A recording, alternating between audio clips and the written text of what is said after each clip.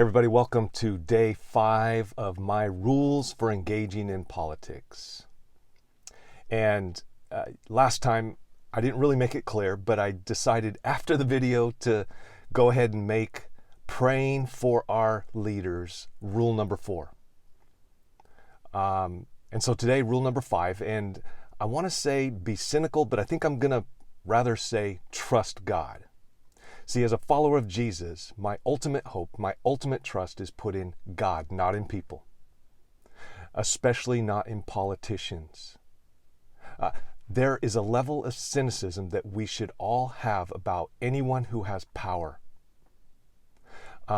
Even the early founding fathers, I think it was James Madison, who said something to the effect, any human who is given power should not be trusted. And so I don't put my trust in our political leaders. I don't put my trust in this political system or anything in this world. I put my trust in God. In fact, I think it was yesterday I read in Proverbs 16 that God turns the hearts of kings in any direction that he chooses. So no matter who our leaders are, they are put there by God, and I put my trust in God, whether I like or dislike or agree or disagree with whatever political leader that is in power.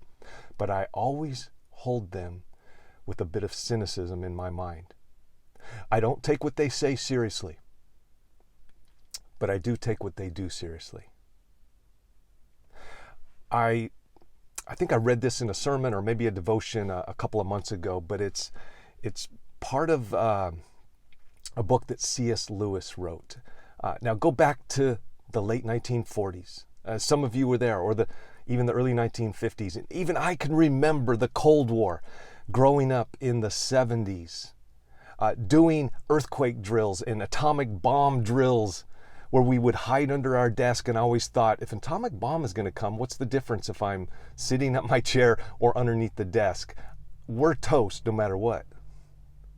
But so consider that context, and especially in London, post-World War II, the anxiety, the fear, the constant threat of atomic war. Now, the reason I'm telling you this is because our politicians tend to use fear, and there's people on the right who think because the Democrats won that we're going to become a socialist country, and there are people on the left who think if Trump had won, we would become a Nazi nation, an anarchist country, fascist. And I don't think either one is true. There's always that extreme. And here's the thing. If you are caused or moved to fear or anxiety because of what you're hearing in the news, because of what politicians are saying, I think you need to take heed.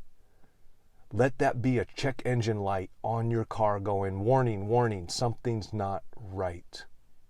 I'm actually about a week into a 33-day fast from media and from social media, from any news. And I would encourage some of you maybe to consider that. Consider taking a break and see what it doesn't do for your soul, for the level of anxiety, for the level of fear that you find yourself in. So let me get to this article that C.S. Lewis wrote, and I think that you'll find it very relevant for today. As a Christian apologist, C.S. Lewis often spoke and wrote about cultural concerns and how those intersect with Christianity. Whatever the age or concern, he leads us to consider what this life means and how to live it in light of eternity. Here's what C.S. Lewis says. In one way, we think a great deal too much of the atomic bomb. That was the issue of the day. How are we to live in an atomic age?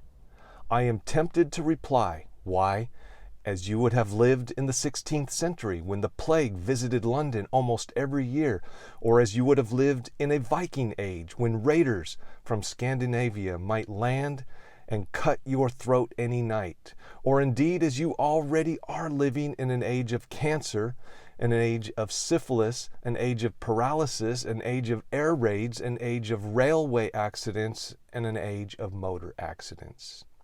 In other words, do not let us begin by exaggerating the novelty of our situation. Believe me, by the way, that's what our politicians are excellent at, exaggerating the novelty of our situation.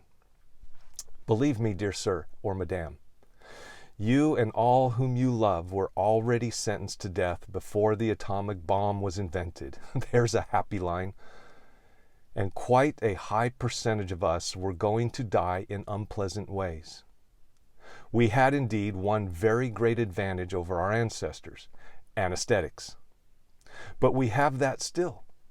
It is perfectly ridiculous to go on whimpering and drawing long faces because the scientists and the politicians have added one more chance of painful and premature death to a world which already bristled with such chances, in which death itself was not a chance at all, but a certainty. Death is a certainty. And this is the first point to be made, and the first action to be taken to pull ourselves together. If we are all going to be destroyed by an atomic bomb, let that bomb come when it finds us doing sensible and human things, praying, working, teaching, reading, listening to music, bathing the children, playing tennis, chatting to our friends over a pint and a game of darts, but not huddled together like frightened sheep and thinking about bombs. They may break our bodies. A microbe can do that, like COVID-19, but they need not dominate our minds. Brother and sister, put your hope and put your trust in God and live your life free from the pressure and the fear and the anxiety that comes at us daily through social media, through the news, and through our politicians. God bless you guys. I love you. May the Lord bless you. May the Lord keep you. May the Lord make his face shine upon you and give you peace. May the Lord turn his face toward you and be gracious to you. God bless you guys. See you next time for rule number 6.